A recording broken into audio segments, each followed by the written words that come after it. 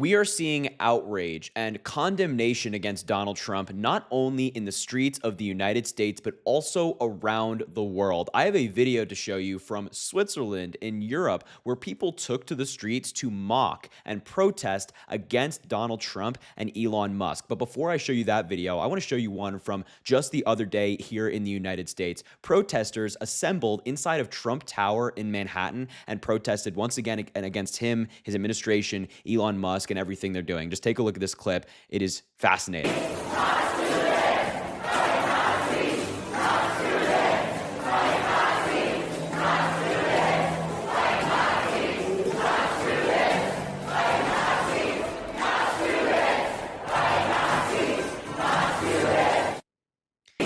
Yeah, so this is a group of students calling out Donald Trump saying, fight Nazis, not students. Because we know what Donald Trump is doing right now. He's going after the Department of Education. He's trying to defund education while simultaneously embracing people like Vladimir Putin and other dictators around the world. They occupied Trump Tower. And as you can see, the protest is huge. Now, of course, we always advocate for legal protests, peaceful protests. But this just shows you the anger against Donald Trump. And it's not only taking place in Manhattan at Trump Tower. It's taking place all over the country. There have been protests, this was back in February actually, that protests were scheduled for all over the United States. Demonstrators gathered in cities across the US on Wednesday back in February to protest the Trump administration's early actions, decrying everything from the president's immigration crackdown to his rollback of transgender rights and a proposal to forcefully transfer Palestinians from the Gaza Strip. Protesters in Philly and at state capitals in California, Minnesota, Michigan, Texas, Wisconsin, Indiana, and beyond waved signs denouncing Donald Trump, billionaire Elon Musk, the leader of Trump's new Doge department, and Project 2025, a hard right playbook for the American government and society. The protests were a result of a movement that's organized online under the hashtags hashtag Build a Resistance and hashtag 50501, which stands for 50 protests, 50 states, 1 day. Websites and accounts across social media issued calls for action with messages such as reject fascism and defend our democracy. This is so reassuring.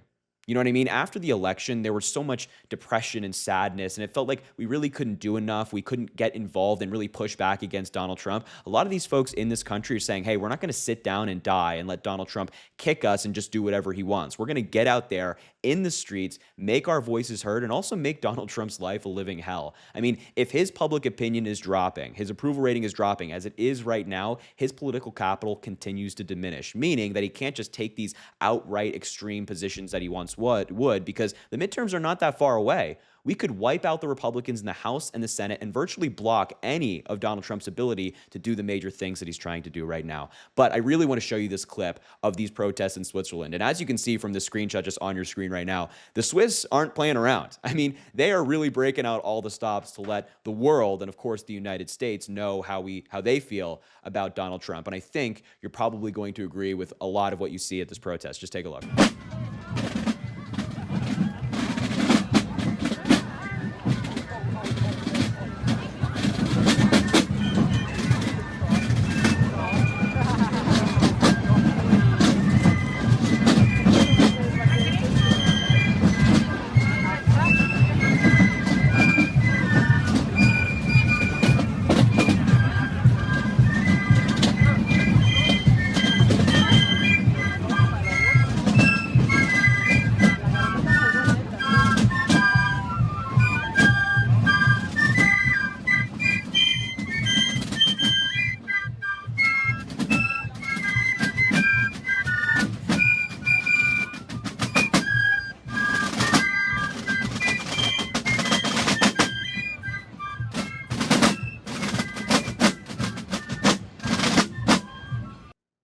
Yeah, I mean, that's fantastic. They're bringing out Donald Trump floats. They're wearing literal middle fingers on their heads to basically flip off Donald Trump and his entire administration. And of course, Elon Musk there. You saw some images of him. And these are pretty big protests in Switzerland, not just taking place in one small town, but kind of across the country, pretty widespread. And this connects to another really important discussion surrounding these global protests, this embarrassment that the United States is feeling on the world stage, that a lot of Western Europeans think that Trump is a threat to peace, that the United States is now a threat to peace. Previously, under President Biden and other Democratic administrations who stood for NATO, stood for working with their allies, the Europeans were calm. They were saying, hey, we can trust the United States. They are a reliable partner. Trump has made us unreliable in the eyes of many, many people. Most respondents in Germany, France, Spain, Italy, and UK also said Kyiv's exclusion, Ukraine, from peace talks is unacceptable. Large majorities in 5 Western European countries think Donald Trump is a threat to peace and security in Europe, a survey has found. After the United States,